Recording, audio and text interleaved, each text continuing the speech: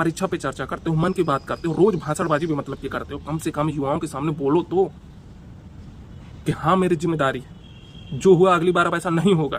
लेकिन नहीं, मंत्रियों से कहला देंगे प्रधानमंत्री चिंतित हैं, प्रधानमंत्री ये हैं, प्रधानमंत्री। अरे भाई हम क्या करें, खुद नहीं बोल सकते हो क्या? इतना गुस्सा भरा हुआ है भाई, इतना ज्यादा हमें चूतिया बनाया गया है इन 12 सालों में, हिंदू के नाम पर, राष्ट्रवाद के नाम पर। प्रश्न करो, उसका जवाब ही नहीं देते। भाई कौन किससे लिंक है, क्या कॉकरोच पार्टी, हमें इससे लेना देना नहीं। हमें ये बताओ कि धर्मेंद्र प्रधान का इस्तीफा होगा क्यों नहीं, होगा कि नहीं। चलो हटाओ, क्योंकि धर्मेंद्र प्रधान को मैं ज्यादा बड़ा रोल मानता ही नहीं हूँ। ये सब पीएमओ से हो रहा है, प्रधानमंत्री के सब या गृह मंत्री अमित शाह के सब निगरानी, ये नहीं सब पता है। मेरा ये है कि आप हमें ये बताएं कि पेपर लीक क्यों हो रहा है, पेपर लीक क्यों हो रहा है, आपके बस का है कि नहीं, आप इसे रोक पाने में सक्षम हैं कि नहीं। आज तक इन पिछले 10 सालों में एक भी अपराधी को सजा क्यों नहीं मिली?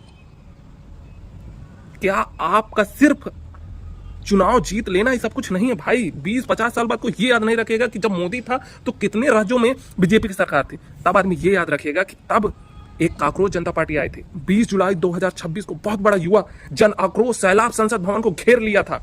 पिछले 10 सालों में मोदी के कार्यकाल में 70 से ज्यादा पेपर लीक हुए। तब आदमी ये याद रखेगा, ये याद नहीं रखेगा कि मोदी कार्यकाल में 20 से ज्यादा अधिक राज्यों में बीजेपी की सरकार थी।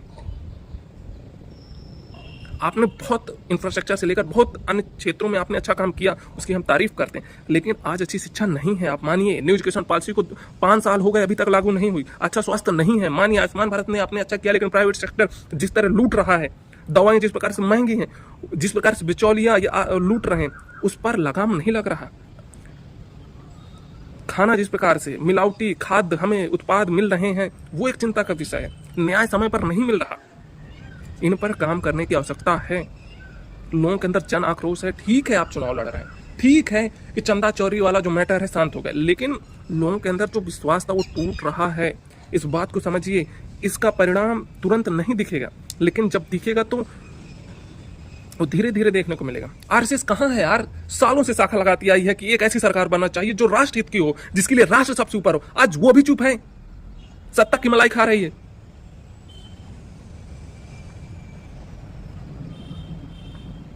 अब कोई कह रहे हैं कि राघव चड्ढा क्यों नहीं बोल रहा? भाई कोई नहीं बोलेगा। अमित शाह, नरेंद्र मोदी के अलावा किसी की हैसियत नहीं है बीजेपी में जो सही को सही और गलत को गलत बोल सके।